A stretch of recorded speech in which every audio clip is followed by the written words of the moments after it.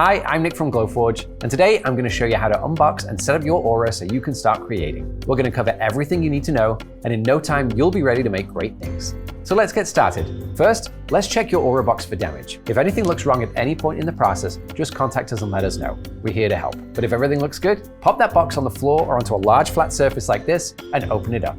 Oh, and one quick note. As you go through the process, be sure to save all your packaging material. It's specially designed to protect your Aura, so don't throw it away. With two hands, lift the top piece of foam. You'll see your Aura underneath. And then lift the Aura out of the box and place it on a flat, stable, sturdy surface.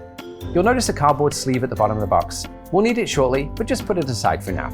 Open the Aura lid, and inside you'll find two cardboard boxes containing the laser head, power cable, and exhaust hose. Open the one closest to the front of the printer and take out the hose and the power cord and set them aside. Then, let's take out the empty box.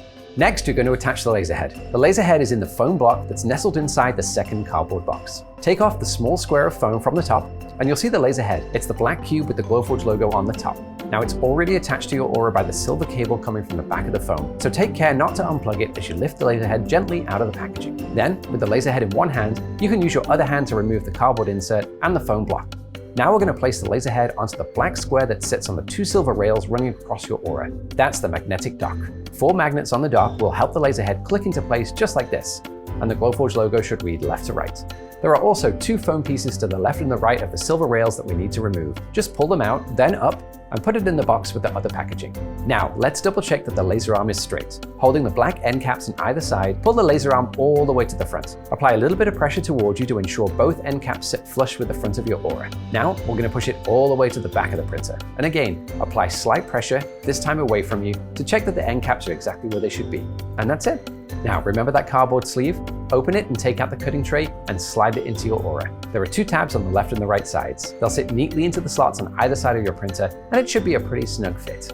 Now there's just a few more steps left. Let's finish up by connecting the exhaust hose to the back of your Aura. The rubber ring on the hose will slide over the collar on the Aura's exhaust port. Push it on as far as it'll go and make sure it's snug. If you have a Glowforge personal filter, you can connect it to the other end of the exhaust hose. Our personal filter setup video will show you how. You can find it in our Help and Learning Center at support.glowforge.com. If you don't have a personal filter, you can also visit the Help and Learning Center for more information about preparing your exhaust and ventilation before you start creating. Finally, connect the power cord to the back of your Aura and then plug it into an outlet. It'll turn on immediately. There's no power switch on your Aura. You can turn it on and off by turning on or off the power to the outlet, or simply leave it plugged in all the time, and Aura will automatically go to sleep after 30 minutes of inactivity. It'll wake up if you lift the lid or press the button. And congratulations! Your Aura is ready to be connected to Wi-Fi for the next part of the setup process. Go to setup.glowforge.com and we'll get you online so you can start creating. And don't forget, if you have a personal filter, visit our Help and Learning Center at support.glowforge.com for video instructions on setting it up, as well as many other guides to getting the most out of your new Glowforge Aura.